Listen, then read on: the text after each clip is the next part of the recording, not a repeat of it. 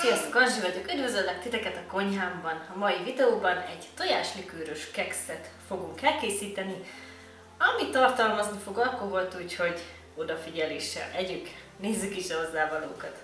Ez a tojáslikőrös kekszhez kelleni fog egy tojás, 175 g cukor, 6 evőkanál rum, 3 evőkanál tej, 150 g vaj, egy kis kanál vaníliaroma, 2 tojás sárgája, 280 g liszt, egy kis kanál sütőpor, 3/4 kis kanál szerecsendió és 175 g porcukor. Na, kezdjünk is hozzá ez a finomsághoz. Először is magát a tojáslikőrt készítjük el. Ehhez kimérünk 25 g cukrot egy kis tálba,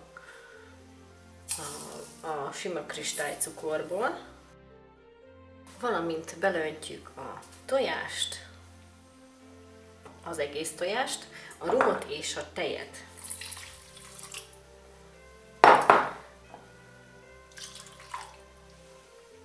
És ezt vagy elektromos habverővel, vagy ilyen sima kézivel jól elkeverjük. Ha ilyen jó habos a teteje, akkor készen vagyunk a tojáslikőr résszel. Jöhet a következő lépés. Vajból kimértem 140 dekát, a picit félre tesszük majd a tetejére. Ehhez hozzáadjuk a cukrot, és összekeverjük. Ha jól elkevertük, jött bele a vanília és a 2 tojás sárgája. Ezzel is jól elkeverjük. Ezután a szerecsendióból egy késhegynyit kiveszünk, mert ezt majd a tetejére fogjuk szórni. Egy fél kis kanálnyit kivettünk, és akkor beleöntjük a lisztet a szitába, beleöntjük a sütőport és a fűszert, szépen beleszitáljuk, és 100 ml-t kimérünk a tojáslikőrös keverékből. Itt van nekem a feles poharam, ugye 2 feles pohár a 100 ml, de ha van ilyen mérőkanalatok, ami fel van milliliterezve, úgyis jó. 1/3 bögre, ez 80 ml, úgyhogy ezt teleteszem. Akkor ez így 80 ml, meg 15 az 95, meg egy pici az alján, és akkor így megvan az 1 deciliter. Ezt szépen összekeverjük. Amikor ilyen szép darabos lesz, átváltunk a kezünkre, és így folytatjuk. Közben a sütőt bekapcsoltam 160 fokra, és már össze is állt. Ez körülbelül 35 darab kis kekszre lesz elegendő. Úgyhogy szépen elosztom.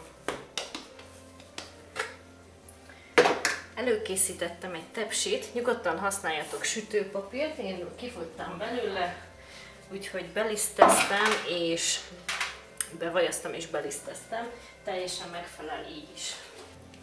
Körülbelül egy ilyen kiskanálnyi gombócot kell formálnunk, és mindet így felrakjuk a tepsire. Így.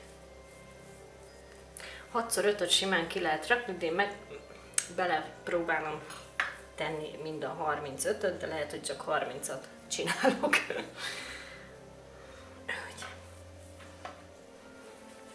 Próbáljuk egyforma gombócokra készíteni. Ha van kisebb fagyiskanál, vagy mérőkanalunk, azzal is meg lehet csinálni. Ezt most fogunk egy kanalat, megvajazzuk az alját, és picit nyomunk így ezeken a kekszeken, de az ujjunkkal is lenyomhatjuk egyébként, mint ahogy az ujj lenyomott sütinél is.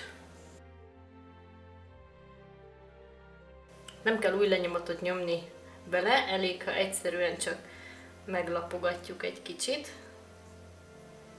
hogy utána majd a tetejére tudjuk kenni a tojáslikőrös krémet. És ezt most a 160 fokos sütőben 20-25 percig fogjuk sütni. Amíg sül, addig a porcukrot és a maradék vajat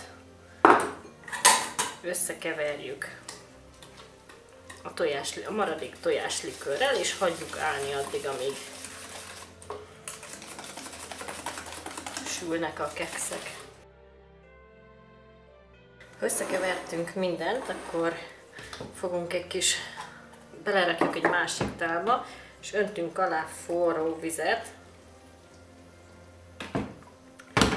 és óvatosan így kavarjuk tovább, hogy a vaj felolvadjon, viszont a rumnak ne menjen el az ereje.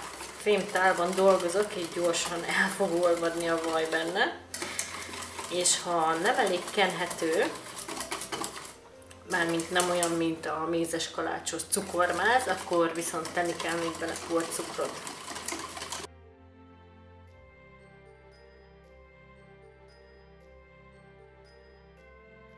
Ha a vaj elolvadt, ki lehet venni a forró vízből.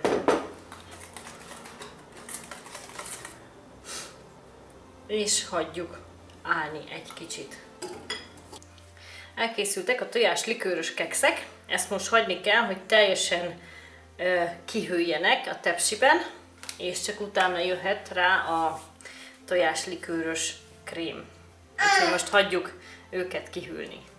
Amikor teljesen kihűltek ezek a kekszek, akkor teszünk rá ilyen tojáslikőrös krémet, és legalább 2-3 órán keresztül hagyjuk így szobahőmérsékleten száradni. Ugye ez egy ilyen cukros valami, és hát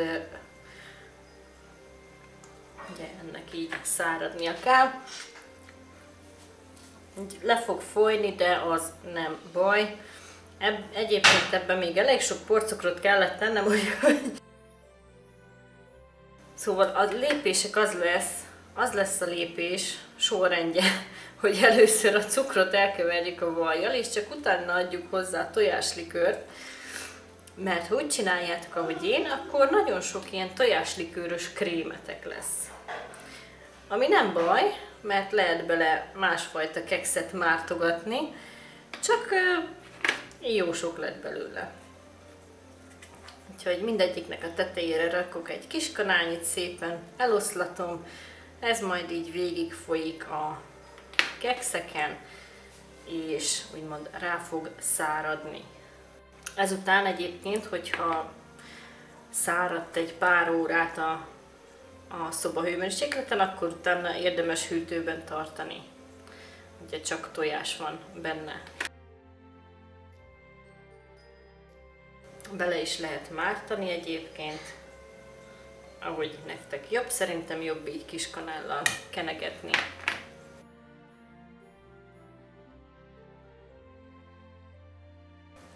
Tehát most hagyjuk száradni a kekszeket 2-3 órán keresztül szobahőmérsékleten, aztán pedig mehet a hűtőbe.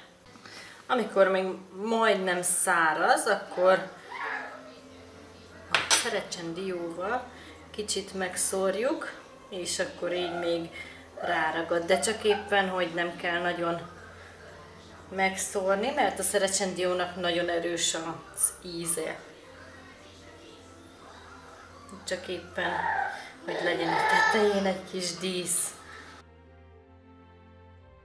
Ugye, mint mondtam az elején, ez tartalmaz alkoholt is, úgyhogy odafigyeléssel kell fogyasztani azoknak, akik még vezetni fognak. Inkább ők vigyék el magukkal haza, nehogy lekapcsolják őket.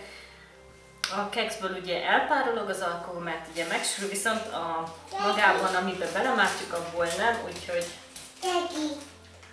érdemes erre odafigyelni. Hogyha esetleg gyerekek is esznek ebből a tojáslikőrös kekszből, akkor magában a kekszben lévő alkohol az maradhat, mert az úgyis elpárolog az alkoholtartalma, viszont a mártásban, vagyis amiben belemártjuk, abba a rum helyett tegyünk narancslevet, és akkor nem lesz semmi gond. Remélem tetszett a videó, még ennek, hogy nyomjatok egy lájkot, iratkozzatok fel, és tartsatok velem továbbra is, valamint írjátok meg kommentben, hogy hogy tetszett a videó és hogyan sikerült a keksz. Köszönöm, hogy itt voltatok velem, sziasztok!